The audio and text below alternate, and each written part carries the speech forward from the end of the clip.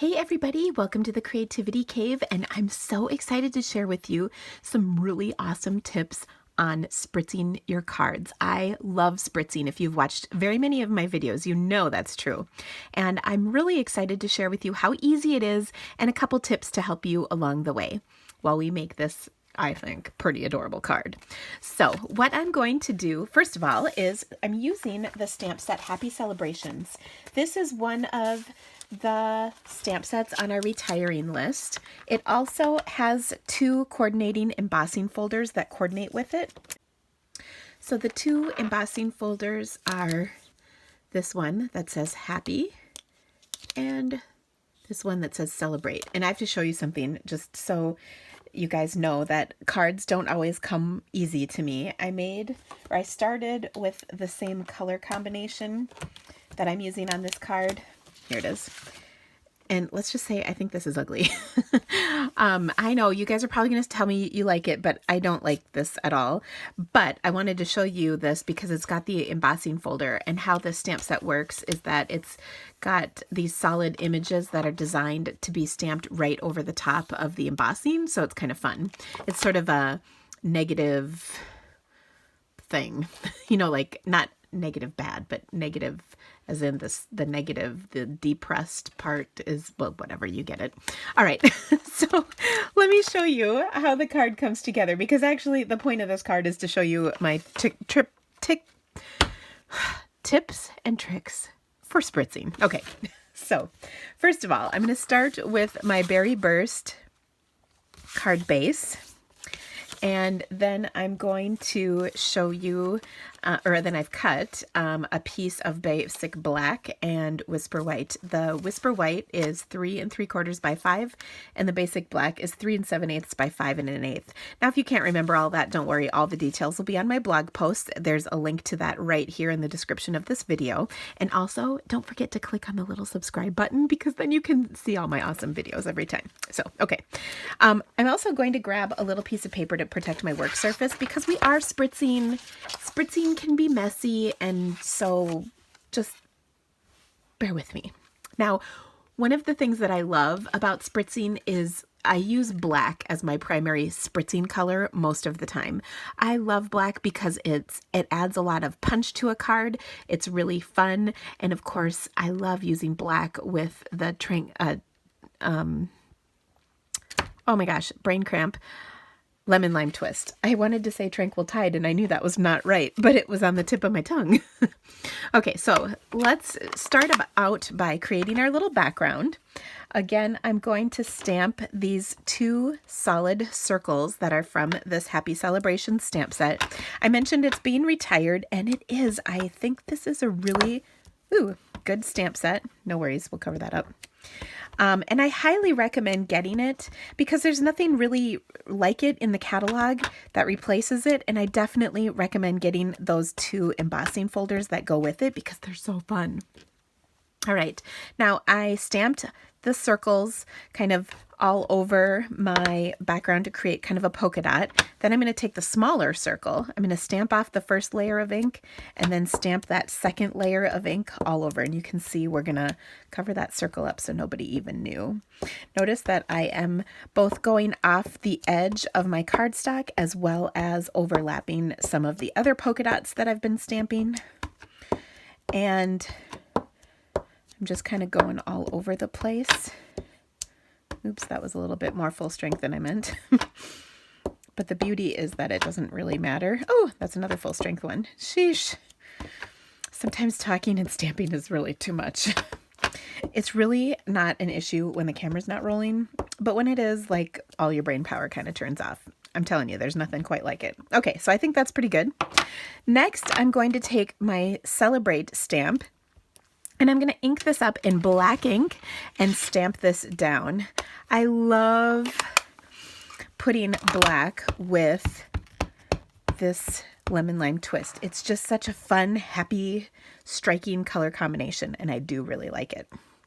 So there we go. We've inked that up, stamped it down. I'm going to leave that right there for now. Okay, now I'm going to close my ink pad up, because the next thing I'm going to do is going to be a little messy. Okay, I'm even going to move my cardstock here. So what I want to do next is actually take and do a little spritzing. Now there's 3 ways to spritz. There's probably more, but these are the 3 ways I spritz the most. Okay, the first way to spritz is with a marker. All right, you can do this with any color. I like to, like I said, I like doing black because I think it's really striking, but I do it in other colors as well. I also like black because it's one of the markers we can get individually, which is perfect because it doesn't wear your marker out like super fast or anything. It's normal wear and tear on the marker, but because I do use it quite a bit for this purpose, it will eventually wear your marker out. Okay, so all I'm gonna do is put my marker into the cap like this and then flick with a pretty good amount of force, okay? So listen, you can hear that, right? Now when I spritz, I don't know if you can see this. Can you see the spritz trail is kind of all over right here? One of the things people tell me a lot is when they spritz is they can't, like it doesn't show up on their card. So I always say look at where it's going and then keep spritzing, hold the marker in the same place, but if you need to, move your cardstock around so that it'll show up in that spot. Does that make sense? All right. So this is great. And what I love about this is it gives me all kinds of fun little speckles, but sometimes I want bigger drops. Okay. So that's going to bring us to spritzing method number 2. By the way, this tends to happen on my finger when I spritz with the marker. So just be aware of that because sometimes you can rub that ink and get it on things and then it makes you mad. You don't want that. Okay. The next thing that I'm going to do is pick up ink from the lid of my ink pad. I actually dripped a little bit of re-inker in the lid of my ink pad. And I have a dedicated black spritzing aqua painter.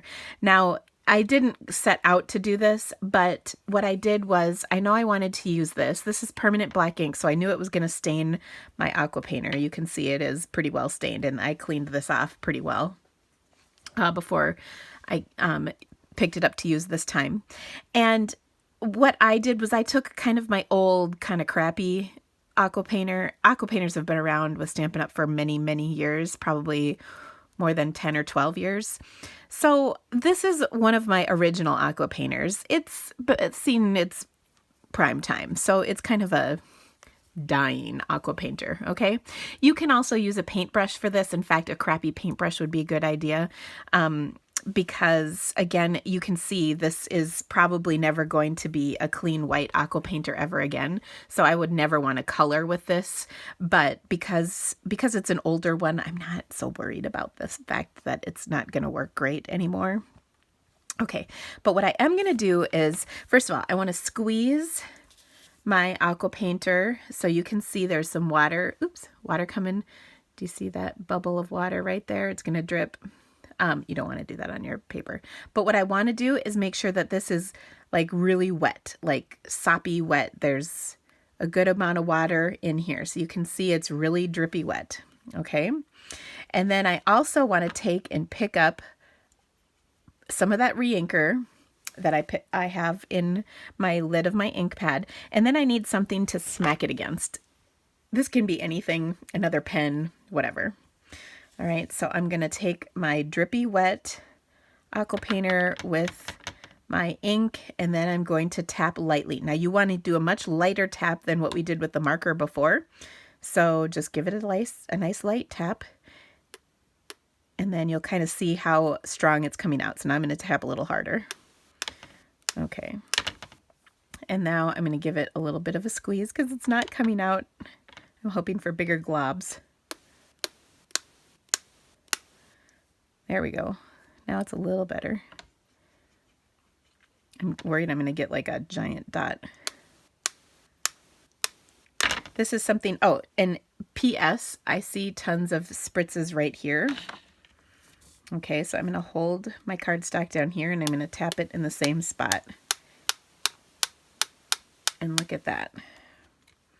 Now I'm getting lots of spritzes, okay? You can get too many, by the way. All right, so I'm going to take and kind of clean this off. You can see I have a lot of color in here. And we're going to kind of clean that off and be happy with it. And then we're going to get rid of this. Now I also recommend after you've spritzed, P.S. I had a piece of scrap paper that's sort of out of the view, and look at all the spritzes on it. So it does fly. You want to protect your work surface when you do this, okay? I'm going to get rid of this so I don't get ink on myself or my project. And then I have a little cloth I'm going to wipe up right below where I'm working because I do see spritzes. So like I said, you just want to really cover your work surface. Okay, I didn't do a very good job of that beforehand. All right, so that looks pretty cool. Now there's another spritzing method that I'm going to share with you, and this is one of my favorites as well. This is using my favorite, which is a clear wink of Stella. Okay, so I'm going to take my clear wink of Stella and also use something to smack it against. In this case, I've got my scissors. So I'm going to smack my cardstock several times. And when I do that, it's giving me little spritzes of shimmer. Okay, so can you see that shimmer? Oh, isn't that pretty? So that is another way to add spritzing to your cardstock. So let's finish this card up. I think it's pretty cute so far. First of all, look at this. I have spritzes all over me. I did get a little aggressive with my aqua painter version of spritzing, just so you know. I would maybe tone it down a little in normal company, but I really wanted you guys to see the effect. Okay, so I'm just going to position this on my black cardstock and look at how it really just makes everything pop, I think. I'm also going to do kind of a fun little embellishment. I've done this several times before, but I want to share it with you. Okay, so I'm going to take a little bit of our finely woven ribbon and just cut off a hunk like so. And this actually might be a little long. Trim that off just a touch. There we go.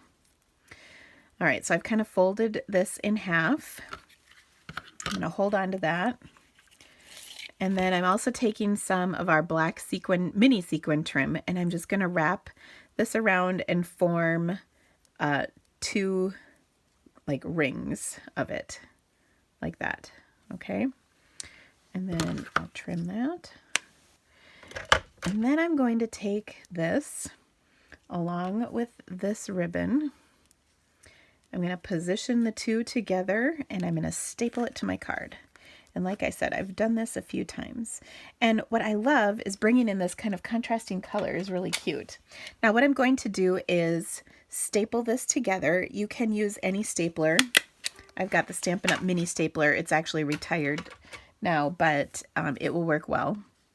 And that just adds kind of a fun little embellishment to your card that's a little bit different. All right, to finish this off, I'm going to pop it up onto my card because you know I love popping things up on my cards. And that's all there is to it. It's so fun. So I hope that you will give spritzing a try. I love spritzing. I do it pretty regularly. In fact, sometimes I feel weird if I don't spritz my cards.